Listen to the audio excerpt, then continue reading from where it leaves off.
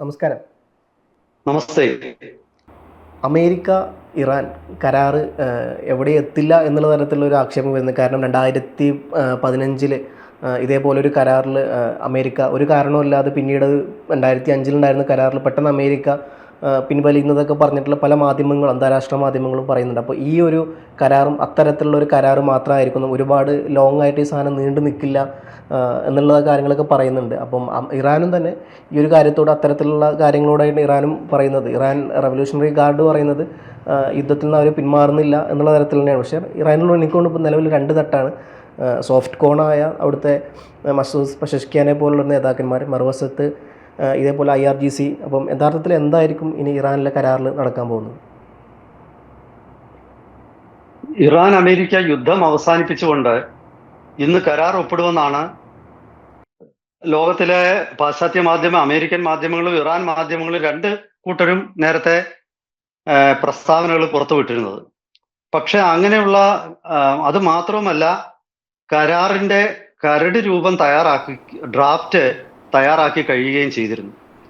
പക്ഷെ അങ്ങനെയൊക്കെ പറയുമ്പോഴും അവിടെ ഈ കരാറിന്റെ ഡ്രാഫ്റ്റ് ഇറാൻ തന്നെ ചോർത്തി ഇറാനിലെ മാധ്യമങ്ങളിൽ അത് പ്രത്യക്ഷപ്പെട്ടു. അപ്പോ അമേരിക്ക അതിൽ അങ്ങേയറ്റം എതിർപ്പ് പ്രകടിപ്പിച്ചിരിക്കുകയാണ്. കാരണം ഒരു കരാർ ഒപ്പിടുന്നതിന് മുമ്പ് ആ കരാറിന്റെ വ്യവസ്ഥകൾ അടങ്ങുന്ന കരട് രൂപം പുറത്തു വന്നതിൽ വളരെയധികം അമേരിക്ക ആ ഒരു നടപടി ഇറാന്റെ ഭാഗത്തു നിന്നാണെന്നും അത് അമേരിക്ക വിമർശിച്ചു. പക്ഷെ ഇറാൻ ഒന്നും പ്രതികരിച്ചിട്ടില്ല. അപ്പോ ഈ ഒരു സാഹചര്യത്തിൽ പ്രാഥമികമായിട്ട് തന്നെ തോന്നുന്നത്,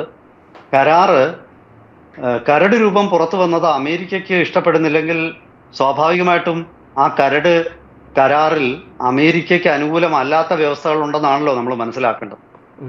അതുകൊണ്ടാണല്ലോ ഡൊണാൾഡ് ട്രംപിന് ആ കരട് രൂപം മാധ്യമങ്ങളിൽ വന്നതിൽ എതിർപ്പ് വന്നു. നേരെ മറിച്ച് ഇറാൻ ആ കരാറിന്റെ കരട് രൂപം മാധ്യമങ്ങളിലൂടെ പുറത്തു വിട്ടത് ഇറാന്റെ ഹാർഡ് കോർ ആയിട്ടുള്ള തീവ്ര വിഭാഗ ചിന്താഗതിക്കാരെ അവരെ ഒന്ന് തണുപ്പിക്കാൻ വേണ്ടി ആയിരിക്കണം. ഇത് ഇറാൻ അനുകൂലമായ കരാറാണ് എന്ന് അവരെ ബോധ്യപ്പെടുത്തുന്നതിനായിരിക്കണം അവിടുത്തെ ഭരണകൂടം, ഇപ്പോൾ പറഞ്ഞ പെഷസ്ക്യാന്റെ നേതൃത്വത്തിലുള്ള ഭരണകൂടം, അതുപോലെ പാർലമെന്റ് സ്പീക്കർ, അവരൊക്കെയാണ് ആ മിതവാദികളുടെ പേരിൽ അറിയപ്പെടുന്നത്. അപ്പോ അതായിരിക്കാം എന്ന് നമുക്ക് ഊഹിക്കാം. ഇതില് പല ആൾക്കാരും ഈ കരാറിന്റെ ഒരു വാലിഡിറ്റിയിൽ സംശയം പ്രകടിപ്പിക്കുന്നു. ഒരു ഉദാഹരണത്തിന്, ഇതിലെ ഏറ്റവും പ്രധാനപ്പെട്ട ഘടകം ഇറാന്റെ കൈവശമുള്ള ഈ സംസ്കരിച്ച, അതായത് വെപ്പൺസ് ഗ്രേഡ് യുറേനിയം, അത് അമേരിക്കയ്ക്ക് കൈമാറുമോ അല്ലെങ്കിൽ അത് സുരക്ഷിതമായിട്ട് മറ്റേതെങ്കിലും ഒരു നിഷ്പക്ഷ രാജ്യത്തിനോ ഏജൻസിക്കോ കൈമാറുമോ, ഇറാൻ അത് വേണ്ടെന്ന് വെക്കുമോ എന്നുള്ളതാണ് ഇതിലെ പ്രധാനപ്പെട്ട ഒരു കീറാമുട്ടി. പക്ഷേ ആ വിഷയത്തിനെ കുറിച്ചുള്ള വിശദാംശങ്ങൾ ഇപ്പൊ പാശ്ചാത്യ മാധ്യമങ്ങളിൽ വന്ന വിശദാംശങ്ങൾ തന്നെ നമ്മളെടുത്ത് പരിശോധിക്കുമ്പോൾ നമുക്ക് മനസ്സിലാക്കാൻ കഴിയുന്ന ഒരു കാര്യം, ഇതില് ഇപ്പോ ഏതാണ്ട് 500 കിലോയോളം, 1/2 ടണ്ണോളം ഹൈലി യുറേനിയം ഇറാന്റെ കൈവശം ഉണ്ടെന്നാണ് മനസ്സിലാക്കുന്നത്. അതായത് വെപ്പൺസ് ഗ്രേഡ് എന്ന് നമ്മൾ പറയുന്നത്. ഈ വെപ്പൺസ് ഗ്രേഡ് യുറേനിയത്തില് ഏതാണ്ട് എനിക്ക് തോന്നുന്നു അത് 90% എൻറിച്ച്ഡ് ആണ്, സമ്പുഷ്ടീകരിച്ചതാണ്. ഈ 90% സമ്പുഷ്ടീകരിച്ച യുറേനിയം ഇപ്പോൾ ഇറാൻ സൂക്ഷിച്ചിരുന്നത് മുഖ്യമായിട്ടും തെക്കൻ ഇറാനിലെ എസ്ഫഹാൻ എന്ന് പറയുന്ന സ്ഥലത്താണ്. പക്ഷേ ഇറാൻ തന്നെ ബോധപൂർവം ഇത് സൂക്ഷിച്ചിരിക്കുന്ന ഭൂഗർഭ അറകളിലേക്കുള്ള മാർഗം ഇടിച്ചു കളഞ്ഞു. അത് ഇടിച്ചു കളഞ്ഞിട്ട് അതിന്റെ 4 വശവും മൈൻ പാകിയിരിക്കുകയാണ്. അതായത് ഇത് റിക്കവർ ചെയ്തെടുക്കാൻ ഒരുപക്ഷെ ഇനി ഇറാന് പോലും അത്ര വേഗത്തിൽ കഴിയില്ല.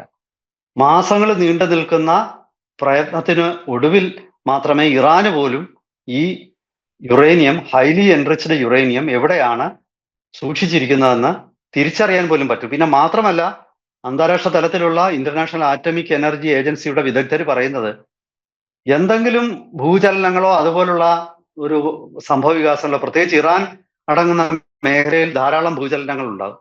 അങ്ങനെ ഉണ്ടായാൽ പിന്നെ ഇത് എവിടെ പോയി എന്നുള്ളത് പോലും ഇറാന് പോലും നിശ്ചയിക്കാൻ പറ്റില്ല. അത് ഒന്നാമത്തെ വിഷയം.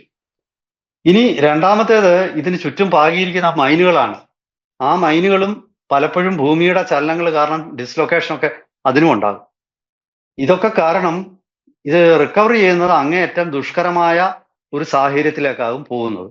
അതുകൊണ്ട് തന്നെ അമേരിക്കയെ സംബന്ധിച്ചിടത്തോളം അമേരിക്കയുടെ ആവശ്യങ്ങളിൽ ഏറ്റവും പ്രധാനപ്പെട്ട സമ്പുഷ്ടീകരിച്ച യുറേനിയം കൈമാറുക എന്ന ആവശ്യം ഇറാൻ വിചാരിച്ചാൽ പോലും അംഗീകരിക്കാൻ പറ്റാത്ത സ്ഥിതിയിൽ കാര്യങ്ങൾ എത്തിയിരിക്കുന്നു എന്നാണ് ഒരു ഭാഗത്ത് ചൂണ്ടിക്കാണിക്കപ്പെടുന്നത്. അതുപോലെ തന്നെ ഇറാന് ഈ ഒത്തുതീർപ്പ് ഒപ്പിടുന്ന ദിവസം ഇന്നാണ്. പക്ഷെ ഇറാൻ അതിന് വലിച്ചു നീട്ടുകയാണെന്നാണ് അമേരിക്ക ആക്ഷേപിക്കുന്നത്. അതായത് ഇസ്ലാമിക് റവല്യൂഷണറി ഗാർഡ് കോറ് ഇത് മാറ്റിക്കൊണ്ടിരിക്കുകയാണ്. അപ്പൊ ചുരുക്കി പറഞ്ഞാൽ ഇതൊരു വല്ലാത്ത പ്രതിസന്ധി അവർക്കുണ്ടാക്കും എന്നാണ് നമുക്ക് മനസ്സിലാക്കാൻ പറ്റുന്നത്.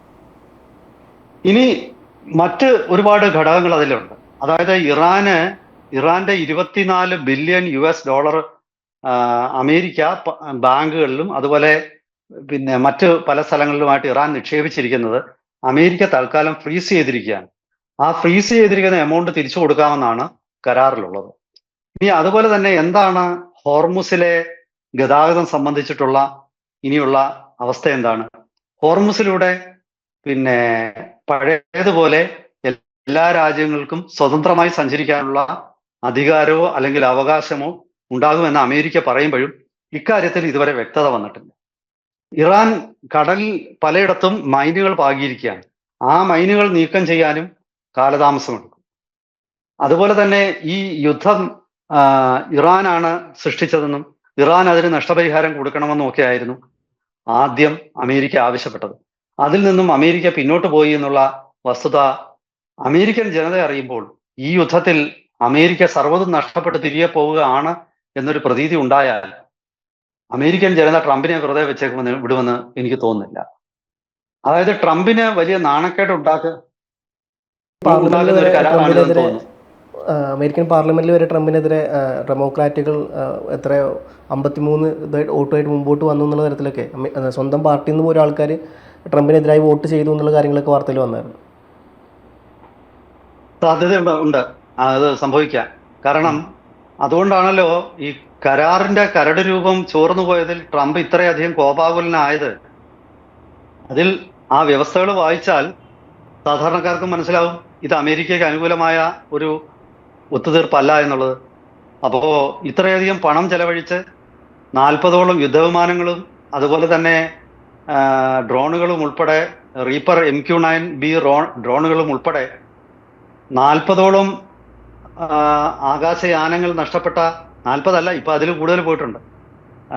അത്രയും പിന്നെ നാണക്കേട് സഹിച്ച അമേരിക്കയ്ക്ക് ഈ യുദ്ധം കൊണ്ട് എന്ത് നേട്ടമുണ്ടായി എന്ന് അമേരിക്കൻ ജനതയെ ബോധ്യപ്പെടുത്താൻ ട്രംപ് അമേരിക്കയിലെ തണുപ്പിൽ ഒരുപാട് വിയർക്കേണ്ട വരും. ഇത് സ്വാഭാവികമായിട്ടും കോൺഗ്രസിനുള്ളിലും സെനറ്റിനുള്ളിലും ഒക്കെ തന്നെ ട്രംപിന് വളരെയധികം എതിർപ്പ് നേരിടേണ്ടി വരുന്ന ഒരു സാഹചര്യം ഉണ്ടാക്കും. ഇപ്പൊ ഇന്ത്യൻ പാർലമെന്റിലെ പോലെയല്ല അമേരിക്കയിലെ ഓരോ അംഗത്തിനും അയാളുടെ ബുദ്ധിക്ക് അനുസരിച്ച് വോട്ട് ചെയ്യാനുള്ള സ്വാതന്ത്ര്യമുണ്ട്. പാർട്ടി ലൈനിൽ മാത്രമല്ല അവിടെ വോട്ടിങ് നടക്കുന്നത്. ഇന്ത്യയിലാണെങ്കിൽ വിപ്പ് കൊടുത്താൽ ഭരണകക്ഷി ഒരു വിപ്പ് കൊടുക്കുകയാണെങ്കിൽ ഭരണകക്ഷിയുടെ അംഗങ്ങൾക്ക് ആ വിപ്പ് ലംഘിച്ചുകൊണ്ട് വോട്ട് ചെയ്യാൻ പറ്റില്ല. അവര് ബാധ്യസ്ഥരാണ്, നിയമപരമായിട്ട് ബാധ്യസ്ഥരാണ്. അമേരിക്കയിൽ അങ്ങനെയില്ല. ഭരണകക്ഷിയായ റിപ്പബ്ലിക്കൻ പാർട്ടിയുടെ കോൺഗ്രസിലെ അംഗങ്ങൾക്ക് ട്രംപിന് അനുകൂലിച്ച് എപ്പോഴും വോട്ട് ചെയ്യണമെന്നൊന്നും യാതൊരു നിയമപരമായ ബാധ്യതയുമില്ല. ട്രംപിന്റെ ഒരു നടപടിയോട്, ഒരു പോളിസിയോട് വിയോജിപ്പുണ്ടെങ്കിൽ ധൈര്യമാർക്കായിട്ട് അവർക്ക് ഡെമോക്രാറ്റുകളോട് ചേർന്ന് അവർക്ക് വോട്ട് ചെയ്യാം. അങ്ങനത്തെ ഒരു ഭരണഘടനയാണ് അമേരിക്കയുടേത്. അപ്പൊ സ്വാഭാവികമായിട്ടും ട്രംപിന് അത് ഒരുപാട് ബുദ്ധിമുട്ടുകൾ ഉണ്ടാക്കും. ഇനി മറ്റൊരു വിഷയം, ഈ യുദ്ധത്തിൽ ഇങ്ങനെ ഒരു ഒത്തുതീർപ്പുണ്ടായാൽ ഗൾഫ് എങ്ങനെയായിരിക്കും അമേരിക്കയെ ഭാവിയിൽ കാണുന്നതെന്നുള്ളതാണ്. കാരണം ഈ യുദ്ധത്തില് അമേരിക്കയെ പോലെ തന്നെ നഷ്ടമുണ്ടായ രാജ്യങ്ങളാണ് ഗൾഫ്. UAE ആകട്ടെ, സൗദി അറേബ്യ ആകട്ടെ, അതല്ലെങ്കിൽ ഖത്തറോ ബഹ്റിനോ ഒക്കെ ഇവർക്കെല്ലാം തന്നെ വലിയ നഷ്ടം ഉണ്ടായിട്ടുണ്ട്. ഇവിടെയൊക്കെ തന്നെ ഇറാൻ ഡ്രോൺ ആക്രമണങ്ങളും അതുപോലെ തന്നെ മിസൈൽ ആക്രമണവും നടത്തിയിട്ടുണ്ട്. സ്വാഭാവികമായിട്ടും അമേരിക്കയുടെ മിസൈൽ ഷീൽഡുകൾക്കൊന്നും ഇതിനെ പ്രതിരോധിക്കാൻ പറ്റിയില്ല. ഭാവിയിൽ ഗൾഫ് അവരുടെ ഏക ആശ്രയമായിട്ട് അമേരിക്കയെ കാണും എന്നുള്ളതിന് ഇനി യാതൊരു ഉറപ്പുമില്ല. അമേരിക്കയുടെ ഗൾഫിലെ സൈനിക കേന്ദ്രങ്ങൾക്ക് ഇപ്പം ഗൾഫ് അങ്ങോട്ട് പണം കൊടുക്കുകയാണ് ചെയ്യുന്നത്. അതിന്റെ അത് കേൾക്കുമ്പോൾ നമുക്ക് അവിശ്വസനീയമായിട്ട് തോന്നാം. അമേരിക്കയുടെ സൈന്യത്തെ അമേരിക്കയുടെ വിമാനങ്ങളും കൊണ്ട് ഗൾഫിൽ സൂക്ഷിക്കുമ്പോൾ ഗൾഫ് എന്തിനാ അമേരിക്കയ്ക്ക് പൈസ കൊടുക്കുന്നത്? അതിന്റെ പിന്നിലുള്ള ഒരു യുക്തി ഈ അമേരിക്കൻ സാന്നിധ്യം ഗൾഫിനെ ആക്രമിക്കുന്നതിൽ നിന്നും മറ്റു രാജ്യങ്ങളെ പിന്തിരിപ്പിക്കുമെന്നാണ്. അപ്പൊ അമേരിക്കയുടെ സാന്നിധ്യമാണ് ഇപ്പൊ അവർക്ക് പാരയായത്. അതായത് അമേരിക്കയുടെ സൈന്യം അവിടെ ഉള്ളത് കൊണ്ടും അമേരിക്കയുടെ വിമാനങ്ങൾ അവിടെ ഉള്ളത് കൊണ്ടും അമേരിക്കയുടെ 5ാം കപ്പൽപ്പട ഒരു ബഹ്റിനിലുള്ളത് കൊണ്ടും ഒക്കെ ആണ് ഗൾഫിനെ സംബന്ധിച്ചിടത്തോളം ഇറാന്റെ ആക്രമണം ഉണ്ടായത്. അതിനെ പ്രതിരോധിക്കാൻ അമേരിക്കയ്ക്കൊന്നും ചെയ്യാനും പറ്റിയില്ല. അപ്പോ തീർച്ചയായിട്ടും അത്തരം സൗജന്യങ്ങൾ പതുക്കെ അമേരിക്കയ്ക്ക് ഗൾഫിൽ നഷ്ടപ്പെടാനും സാധ്യതയുണ്ട്. ഗൾഫ് അവരുടെ സുഹൃത്തുക്കളെ ഡൈവേഴ്സിഫൈ ചെയ്യുന്നതായിട്ടാണ് ഇപ്പോൾ വാർത്ത വരുന്നത്. അതായത് ചൈന, ഇന്ത്യ, റഷ്യ ഈ 3 രാജ്യങ്ങളുമായിട്ടും പലതരം പ്രതിരോധ മേഖലയിൽ തന്നെയുള്ള കരാർ ഉൾപ്പെടെയുള്ളതെല്ലാം അതിലേക്ക് ഗൾഫ് നീങ്ങുകയാണ്. അതായത് ഇറാനെ നേരിടാൻ ഇനി അമേരിക്ക മാത്രം വിചാരിച്ചാലൊന്നും നടക്കില്ല എന്നുള്ള ഒരു തിരിച്ചറിവിലേക്ക് ഗൾഫ് എത്തുന്നു. ഇപ്പം മൊത്തത്തിൽ അമേരിക്കയ്ക്കുള്ള ഒരു ഡിപ്ലോമാറ്റിക് മേൽക്കൈ, നയതന്ത്രപരമായിട്ടുള്ള ഒരു മേൽക്കൈ ഗൾഫിൽ ഉണ്ടായിരുന്ന അത് നഷ്ടപ്പെടാനാണ് സാധ്യത. നാളെ ഒരു ദിവസം ഡോളറിലല്ലാതെ മറ്റു കറൻസികളിലേക്കും പുതിയ രാജ്യങ്ങളുമായിട്ട് സഖ്യം ഉണ്ടാകുമ്പോൾ ആ കറൻസികളും സ്വീകരിക്കാൻ ഗൾഫ് തയ്യാറാകും. സ്വാഭാവികമായിട്ടും ഡോളറിൽ മാത്രം നടക്കുന്ന എണ്ണ വ്യാപാരം അതിൽ നിന്ന് മാറാനുള്ള സാധ്യതയാണ് വരുന്നത്. അതായത് എല്ലാ തലത്തിലും അമേരിക്കയെ സംബന്ധിച്ചിടത്തോളം ഈ കരാറ് ഒരു തിരിച്ചടിയാണെന്നാണ് ഞാൻ കരുതുന്നത്. എന്തായാലും മാധ്യമങ്ങളിലെ കൂടുതൽ വാർത്തകൾ വരുമ്പോൾ അതിന്റെ അടിസ്ഥാനത്തിൽ നമുക്ക് കൂടുതൽ വിശകലനങ്ങളുമായിട്ട് വീണ്ടും നമുക്ക് പ്രേക്ഷകരെ സമീപിക്കാം. ഈ ഓൺലൈനായിട്ട് വിർച്വലായിട്ടാണ് ഈ കരാർ ഇന്ന് ഒപ്പിടുന്നതെന്നാണ് ഞാൻ മനസ്സിലാക്കുന്നത്. കാരണം ഇരു നേതാക്കളും ഒരു സ്ഥലത്ത് കൂടിക്കഴിഞ്ഞാൽ അവിടെ വലിയ സെക്യൂരിറ്റി റിസ്ക് ഉണ്ടാകാം. അത് കാരണമായിട്ട് വെർച്വൽ എഗ്രിമെന്റ് ആണ് സൈൻ ചെയ്യാൻ പോകുന്നത്. എന്തായാലും ശരി, കാര്യം നടക്കട്ടെ, പൂരം ആദ്യം നടക്കട്ടെ. എന്നിട്ട് കാണാൻ പോകുന്ന പൂരത്തിനെ കുറിച്ച് നമുക്ക് പിന്നീട് വിശദമായിട്ട് സംസാരിക്കാം. ഇപ്പോഴേ സംസാരിക്കാൻ നമുക്ക് സമയം കളയണ്ട. കൂടുതൽ വാർത്തകളുമായിട്ട് വീണ്ടും പ്രേക്ഷകരെ സമീപിക്കാം. അതുവരെ ഒരിക്കൽ കൂടി എല്ലാവർക്കും നമസ്കാരം. നമസ്കാരം.